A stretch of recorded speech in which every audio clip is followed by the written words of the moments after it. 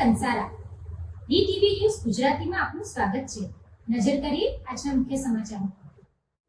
અંકલેશ્વર શક્તિનગર બ્રહ્મકુમારી સેવા કેન્દ્ર દ્વારા આઈટીઆઈ ખાતે નશામુક્તિ કાર્યક્રમનું આયોજન કરવામાં આવ્યું હતું, જેમાં વક્તાઓએ વિદ્યાર્થીઓને વ્યસન મુક્તિ અંગે માર્ગદર્શન આપ્યું હતું।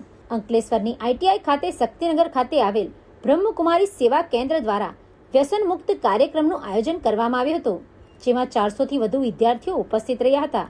આ નશામુક્તિ કાર્યક્રમમાં વક્તા દિલ્હીના નશામુક્તિ અભિયાન ફેકલ્ટીના દલપતભાઈ, રાજકોટના ડિજિટલ વેલનેસના મોટિવેશનલ વક્તા કેતનભાઈ અને અંકલેશ્વર શક્તિનગર બ્રહ્મકુમારી સેવા કેન્દ્રના જયશ્રી દીદી ઉપસ્થિત રહ્યા હતા અને વિદ્યાર્થીઓએ પોતાનું જીવન વ્યસન મુક્ત કઈ રીતે બનાવવું અથવા વ્યસની સંગદોષથી કઈ રીતે બચવું એ અંગેનું માર્ગદર્શન આપવામાં આવ્યું હતું અને રાજયોગ મેડિટેશન દ્વારા મનને સશક્તિકરણને પરિપક્વ કરી કોઈપણ જાતના નશાને પોતાની અંદરથી મુક્ત કરી શકીએ છીએ એ અંગેનું પણ માર્ગદર્શન આપવામાં આવ્યું હતું।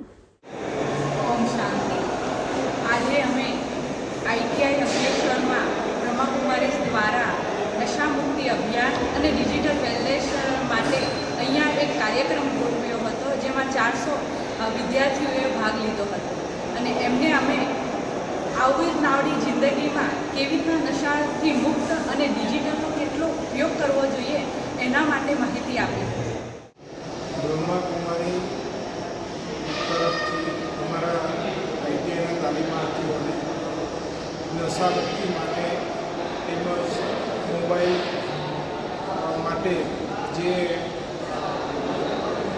માહિતી આપવામાં આવી, વખતો વખત અહીંયાથી અમારા સંપર્કમાં છે જઈશું અને વખતો વખત અમારે ત્યાં આવો કાર્યક્રમ થાય છે, જેનાથી છોકરાઓને ભરપૂર લાભ થાય છે અને છોકરાઓમાં આગળની જીવન કઈ રીતના જીવવું તેની લોકોને બહુ સરસ માર્ગદર્શન મળે છે।